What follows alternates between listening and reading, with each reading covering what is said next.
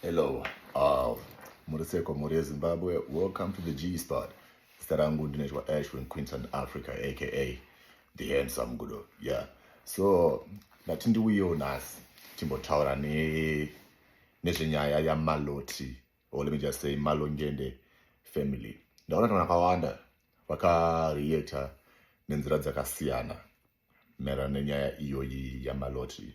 So nyaya pakanyonyotaurwa stereki nevanhu handitika pakanyonyobatwa nevanhu stereki ndepekuti Maloti akanonditukira vabereki vangu inini handitika Maloti wakajaidzwa akajaidzwa wakafumuka Gudo wakapusa, especially pekunzi Gudo wakapusa, Gudo warerutswa, watukirwa mai vako ukaramba wakanyarara. Okay, fine. I understand. Ndinonzwisisa like the way amuri kuzvitora nayo. Anditya. But this is how I'm taking it. The way andiri kuzvitorawo nayo inini. Anditya. Chekutanga akaita kuti Maloti atukwe. I blame myself. Ndinozviblame inini because vanhu vakauya palife pangu inini and I gave them the platform. Ndini ndakabvunza ma-questions akaleader into everything else zvakazosara zvakuda se zvakutaurika zvazviya. So handingade kuti nditi Maloti anga ari wrong. Nzwisisai. Chekutanga zvese zvakataurwa palife yangu inini professionally zvandafanira kunge ndakaita professionally ndafanira kuti vanhu pakanotanga donotaura nyaya dzaMaloti dzadzia ndovadagara ndavamisa ndoti aiwa, since you guys muine zvekutaura about Maloti ngatimirirei musi wandokwanisa kudaidza Maloti nemi mese moya motaura chi zvamuroda kutaura about Maloti handiri kupabata. But I did not do that. Ndakanakidzwa nemaziso evanhu that you know what, let them take the floor, rega tione firimu. Saka ndini ndakakanganisa. Right. Maloti pakazononditukira vabereki vangu inini handiti, I had to consider zvinhu 2 or 3 handiti. Chekutanga ndaida kuti Maloti tinzwe side rake of the story mukabata.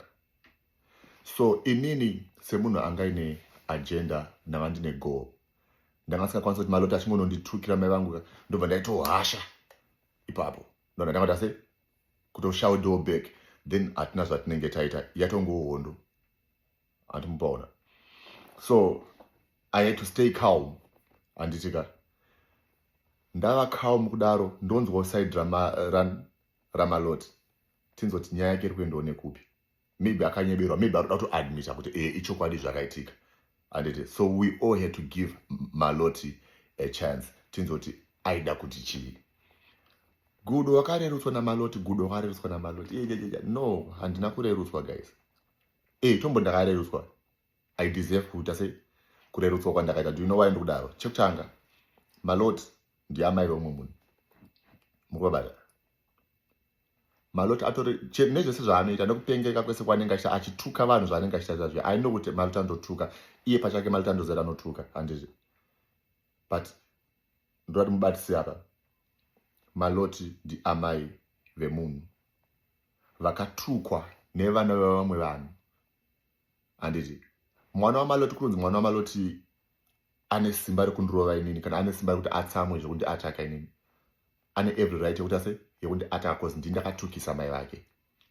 You get what I mean? So ina handifaniri kutsamwa panotukwa pakatukwa vabereki vangu. I mean I owe it to myself. I owe it to myself kuti vana vamai vangu inini vakanzwa amai vedu achitukwa naMaloti. Zvatosarira inini kuti ndinonisa maruva paguva ramai vangu ndonoti amai sorry zvenyu ndakakutukisai zvakaitika ndiri pabasa. You get what I mean? Zvakaitika ndiri pabasa, sorry zvenyu amai, because she did what she had to do. Akatukwa Maloti mukadzi at the end of the day. Saka muda kuti inini ndiite example yekurwisa vakadzi manje inini. Sorry, Venya, I could not do that. So yeah, ndosaka nango ndingoita video inoyi ndingoexplainira vanhu how I took it. Inini ndakangozvitora nenzira yekuti no, Maloti mukadzi ndochekutanga. Chechitatu, ndiamai vomwe munhu vakatukirwa paplatform yangu inini. You know, I actually feel like ndini ndakatomutuka. You get what I mean? So she had every right yakundituka kwaakandiita ikoko in her defense. Antopabata. So I really don't blame Maloti. Like I said on the previous video yandakaposta, ndikato apologize kuti ndakakanganisira Maloti, and right now inini na Maloti na ulengende titori bo. You get what I mean? Titori like free kutunge tichitoshandidzana. If they have anything that they want to do, if they want me to get involved in any of their music, dzavanenge vachiita takutokwanisa kunge tichitoshanda tese. But anyway, do stay tuned for the next episode of my TikTok programs edu. Hapana zvinosara, zvinobuda zvese, only on the G Spot. Yeah, baby. Cheers.